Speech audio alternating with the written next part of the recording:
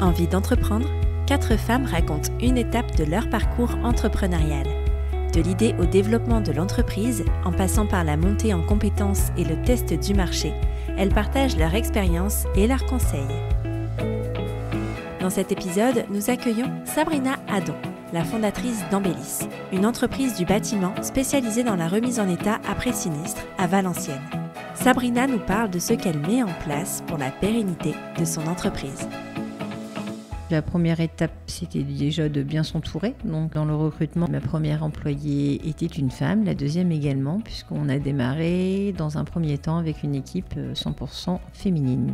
C'était important parce que ça fait partie de mes valeurs, parce que la réalité, elle est là, c'est que les femmes dans le bâtiment ont vraiment de grosses difficultés à trouver de l'emploi et qu'elles sont vraiment en minorité et elles sont peu représentées dans le bâtiment. Mais il y a vraiment une valeur ajoutée à en avoir, en tout cas dans son effectif.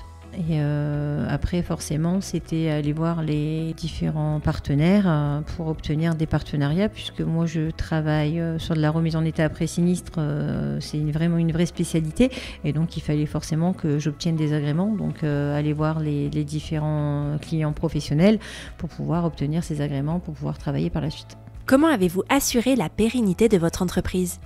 Alors la pérennité, c'est surtout qu'en tant que chef d'entreprise, on doit être capable d'être un véritable couteau suisse et pouvoir gérer beaucoup de corps de métier en fait.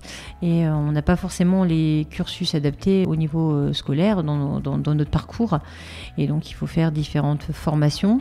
Parce qu'il faut être bon en communication, il faut être bon en droit du travail, en DRH, il faut se faire accompagner. Moi, je me suis fait aider parce qu'il y a plein de choses à maîtriser. Il faut pouvoir recruter, il faut manager. On a externalisé pas mal de choses comme la compta, comme la DRH, comme l'informatique. Mais même dans une petite structure, il est important de bien s'encadrer, bien s'entourer, puisqu'on a besoin de toutes ces compétences et on ne peut pas tout savoir faire. Il faut savoir que plus on fait de chiffre d'affaires, plus il faut de bras. Donc forcément, à un moment donné, on se pose la question, est-ce que je continue tout seul à m'asphyxier tout seul en faisant les devis, en faisant la secrétaire, en faisant tout, ou est-ce que j'embauche par exemple une assistante qui va pouvoir me seconder et avec qui je vais pouvoir travailler en binôme et qui va pouvoir m'alléger et puis moi je vais pouvoir faire autre chose. Tout ça, c'est des questions qu'on se pose. Est-ce qu'on embauche une personne, 2, 3 ?